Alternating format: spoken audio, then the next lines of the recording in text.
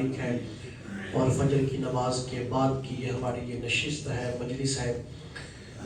جو دوست روٹین سے آنے والے ہیں انہیں اس بات کا بخوبی علم ہے کہ فجر کی نماز کے بعد جمعے والے دن جو پورے ہفتے کے اندر سوالات پوچھے جاتے ہیں ان کے جو جوابات دیے جاتے ہیں پھر وہ اس مجلس کے اندر دوبارہ دہرا دیے جاتے ہیں تاکہ ہر ایک کو ان مسائل کا علم ہو جائے۔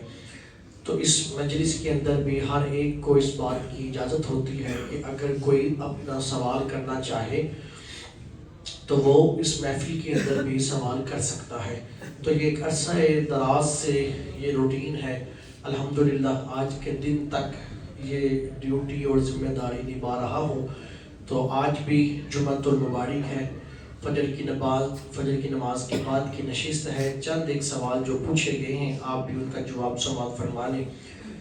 کچھ جو سوال یاد رہ جاتے ہیں مجھے وہ میں لکھ لیتا ہوں جو مجھے یاد رہ جاتے ہیں، ورنہ ہفتے کے دوران اور بھی 2 سوال پوچھتے ہیں کوئی یاد نہیں بھی رہتا، لیکن جتنے یاد رہ جاتے ہیں ان کے اتنے میں جو ہے وہ لکھ لیتا ہوں۔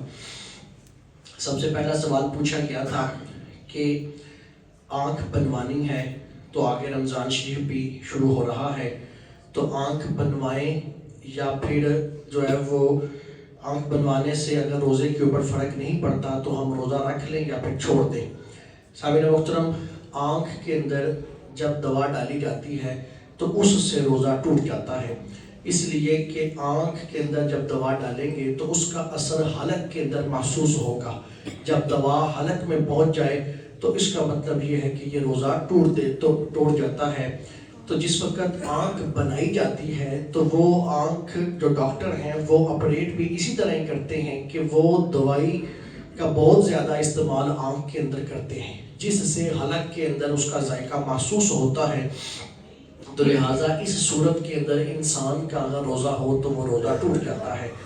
تو لہٰذا اگر کسی نے آنکھ بنوانی ہے تو وہ یا تو رمضان سے پہلے بنوا لے یا پھر رمضان کے بعد بنائے، اور اگر کسی کو بہت زیادہ مشکل ہے، بیماری بہت زیادہ ہے، تو اس صورت کے اندر وہ آنکھ بنوا لے اور روزے چھوڑ دے، اور جو روزے رہ جائیں گے اس کی عید کی نماز کے بعد مطلب عید کے دن گزار کے پھر اس کی قضا کر لے، لیکن روزہ رکھ کے آنکھ نہ بنوائے۔ روزہ رکھ کے آنکھ بنوائے گا تو وہ روزہ اس کا ٹوٹ جائے گا، اس کی پھر بھی اس کو قضا کرنی پڑے گی۔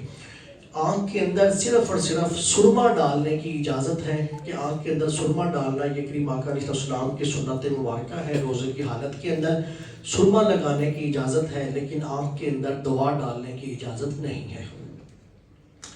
دوسرا سوال یہ ہے کہ کان کے اندر تیل ڈالا جاتا ہے یا کان میں دوا ڈالتے ہیں، تو ایسی صورتحال کے اندر بھی روزے کے اوپر کیا فرق پڑے گا؟ کان کے اندر تیل ڈالنا یا دوا ڈالنا یہ اس شخص کو اجازت ہے جس کے کان کے پردے سلامت ہیں۔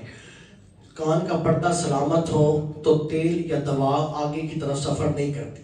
اسی طرح اگر پردہ سلامت نہیں ہے تو پھر وہ مریض ہے تو وہ اس کی جب دعا یا وہ تیل ڈالے گا تو وہ حلق کی طرف آ جائے گا، تو اس کے لیے اجازت نہیں ہے۔ جس کے کان کے پردے سلامت ہے اس کے لیے اجازت ہے کہ وہ کان کے اندر تیل ڈال سکتا ہے، یا اگر کوئی دعا ڈالنا چاہے تو وہ دعا ڈال سکتا ہے، اسی لیے کہ پردے رکاوٹ درمیان میں موجود ہیں۔ لیکن اگر کسی کا پردہ نہیں ہے یا پردے پھٹے ہیں یا جو بھی صورتحال ہے تو پھر وہ رکاوٹ ہٹ جاتی ہے، تو ایسا شخص جو ہے وہ کان کے اندر دوا یا پھر تیل ڈالنے سے پرہیز کرے۔ تیسرا سوال یہ پوچھا گیا تھا کہ پچھلے رمضان المبارک میں ایک آدمی ہے، اس نے روزوں کا فدیہ دیا تھا، چونکہ وہ بیمار تھا تو اس نے روزے کا فدیہ دیا تھا۔ اب اس سال اللہ تعالیٰ نے اس کو شفا عطا کر دی ہے، تو اب بھی کیا وہ فدیہ ہی دے گا یا وہ روزے رکھے گا؟ سامعین محترم یہ یاد رکھیے، فدیہ اس وقت دیا جاتا ہے جس وقت ڈاکٹر کہہ دے کہ یہ دائمی مریض ہے، اب یہ روزہ رکھے گا تو جو ہے وہ اس کا روزہ اس کی طبیعت کے اوپر جو ہے وہ برے اثرات ڈالے گا، تو ایسی صورتحال کے اندر روزہ نہیں رکھیں گے، ایسی صورتحال کے اندر فدیہ دیں گے۔ لیکن اللہ تعالیٰ کی رحمت بڑی وسیع ہے، وہ کب بندے کو شفا عطا کر دے وہ جانتا ہے۔ جس وقت بندے کو شفا مل جائے گی تو پھر وہ جو روزوں کا اس نے پچھلی عمر کے اندر جو پچھلے سالوں کے اندر جو فدیہ دیا ہوگا اس روزوں کی اس نے قضا کرنی ہے. جب رمضان شریف گزر جائے گا، آنے والا رمضان گزر جائے گا، تو وہ پھر ان روزوں کی قضا کرے گا. اور جو اس نے پچھلے سال میں فدیہ دیا ہوگا وہ اللہ تعالیٰ اس کو اللہ کے راستے کے اندر مال خرچ کرنے کا ثواب عطا کر دے گا، اور جو اس کے روزے رہے ہیں اس کی وہ قضا کرے گا.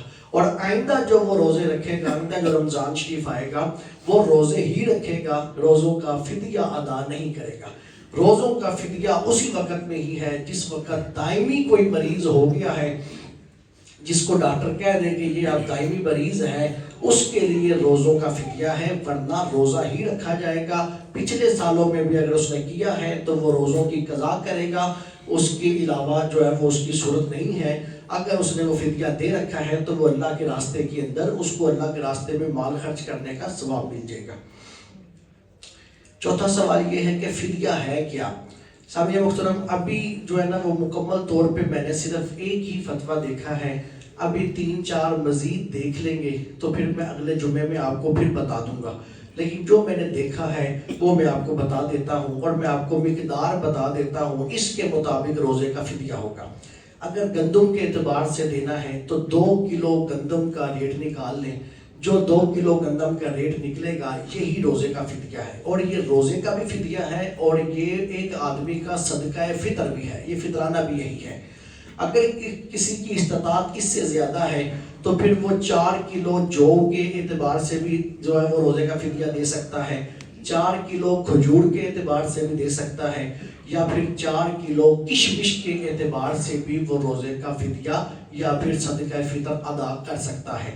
تو یہ 2 کلو گندم کے اعتبار سے جو کم از کم جو بات گفتگو جو میرے پاس آئی ہے یا جو میں نے لکھی ہوئی دیکھی ہے وہ 250 روپے ہے، کہ ایک روزے کا فدیہ 250 روپے ہے. اسی طرح کر کے ایک آدمی کا صدقہ فطر بھی 250 روپے بنے گا. اور میں آپ کو اس کے ساتھ ساتھ اس چیز کو بتا دوں کہ یہ 250 ابھی آپ اس کو فائنل نہ سمجھیے گا. اگلے جمعۃ المبارک کے اندر 2-3 فتاوی جات 2-3 فتوے مزید دیکھ کے پھر میں آپ کو بتاؤں گا کہ اس کی قیمت کیا بنتی ہے، کہ ایک صدقہ فطر کیا بنے گا یا روزے کا فدیہ کیا بنے گا. لیکن آپ اس کو دیکھیں کہ جو 2 کلو گندم کا ریٹ نکلے گا وہی ایک روزے کا فدیہ بھی ہے، اور وہی ایک بندے کا صدقہ فطر بھی ہے. 5واں سوال یہ پوچھا گیا تھا کہ یہ جو نفلوں کی جماعت کروائی جاتی ہے، تہجد کی یا پھر یہ اوابین کی جماعت کروائی جاتی ہے، یہ کہاں سے ثابت ہے؟ کیا یہ نفلوں کی جماعت کروانا درست ہے؟ سامعین محترم، نفلوں کی جماعت کروانا کریم آقا علیہ السلام کی حدیث پاک سے ثابت ہے، اور اسی سے ہی نوافل کی جماعت کروائی جاتی ہے. وہ حضور کی جو ہے وہ حدیث پاک بخاری شریف کی حدیث پاک ہے. حضرت عتبان بن مالک نے اپنا گھر بنایا، حضور کی بارگاہ میں عرض کی کہ یا رسول اللہ تشریف لائیں میرے گھر میں، آپ میرے گھر میں تشریف لائیں گے تو میرے گھر کا افتتاح ہو جائے گا، اللہ تعالیٰ برکت عطا کر دے گا. حضور علیہ السلام نے فجر کی نماز پڑھی اور آپ نے حضرت سیدنا صدیق اکبر کو اور دیگر اپنے ساتھیوں کو ساتھ لیا، اور آپ حضرت عتبان بن مالک کے گھر تشریف لے گئے. حضور نے ارشاد فرمایا کہ عتبان بتا کس جگہ کے اوپر میں نفل ادا کروں؟ تو حضرت عتبان بن مالک نے کہا کہ یا رسول اللہ اس جگہ پہ ادا کریں. حضور علیہ السلام نے اس جگہ کے اوپر کھڑے ہو کر حضرت عتبان کے گھر کے اندر آپ نے نفلوں کی جماعت کروائی. صحابہ کرام نے آپ کے پیچھے نوافل کی جماعت ادا کی. سامعین محترم، اسی حدیث طیبہ سے یہ بات ثابت ہوتی ہے، اور یہ بخاری کی حدیث پاک ہے. اسی سے یہ بات پتہ چلتی ہے کہ اگر کوئی جماعت نفلوں کی کوئی لوگ جو ہے نفلوں کی جماعت کروانا چاہیں تو وہ نوافل کی جماعت کروا سکتے ہیں، کہ کریم آقا علیہ السلام نے آپ نے نوافل کی جماعت کروائی اور صحابہ کرام نے آپ کے پیچھے نوافل کی جماعت ادا کی. 6واں سوال ہے کہ تراویح ابھی پڑھی نہیں لیکن وتر کی جماعت کھڑی ہے تو کیا کرنا چاہیے؟ سامعین محترم، جو تراویح کا ٹائم ہے وہ عشاء کے وقت سے لے کر صبح فجر کی اذان سے پہلے تک ہے. تو رات کے کسی بھی حصے کے اندر جو ہے وہ تراویح کی نماز ادا کی جا سکتی ہے، لیکن جو وتر ہے اس کی جماعت پوری رات کے اندر دوبارہ نہیں ملے گی. تو لہذا تراویح بعد میں ادا کر لیں. اگر وتر کی جماعت آپ کو مل رہی ہے تو پھر وتر کو باجماعت ادا کریں، وتر کی ادائیگی کریں جو آپ کو میسر آ رہی ہے. تراویحیں جو رہ گئی ہیں اس کی ادائیگی بعد میں بھی کی جا سکتی ہے. ایک اور آخری سوال ہے، وہ یہ ہے کہ کسی شے کی خوشبو حلق میں محسوس ہوتی ہے، کیا اس سے بھی وہ روزہ ٹوٹ جاتا ہے؟ جس طرح کوئی آدمی فلیکس کا کام کرتا ہے، اب فلیکس کا کام کرتے ہوئے وہ فلیکس کی جو ذائقہ یا خوشبو ہے وہ حلق کے اندر محسوس ہوتا ہے، تو کسی شے کی خوشبو سے بھی روزہ ٹوٹتا ہے۔ تو سامعین محترم، کسی شے کی خوشبو کے ساتھ روزہ نہیں ٹوٹتا۔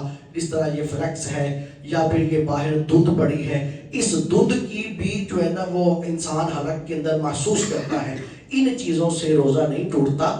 جو کوئی چیز اگر حلق کے اندر اتار لی جائے اس سے روزہ ٹوٹتا ہے۔ یہ چیزیں حلق میں اتاری نہیں جاتی لیکن حلق اس کو محسوس کرتا ہے، تو حلق کے محسوس کرنے کے ساتھ روزے کے اوپر کوئی فرق نہیں پڑتا۔ اگر کوئی آدمی اس طرح کا کام کرتا ہے، پلاسٹک کا کام کرتا ہے، فلیکس کا کام کرتا ہے، تو اس کو اپنی چیز کا ذائقہ حلق کے اندر محسوس ہوتا ہے، تو ذائقہ محسوس ہونے سے یا خوشبو محسوس ہونے سے، یا انسان خوشبو لگاتا ہے، اس خوشبو کے لگانے سے بھی حلق کے اندر انسان محسوس کرتا ہے، اس محسوس کرنے سے روزے کے اوپر کسی قسم کا کوئی اثر نہیں پڑتا۔ یہ چند ایک سوال تھے جو پوچھے گئے تھے، اور اگر کسی کے ذہن میں کوئی سوال ہے تو وہ پوچھیں۔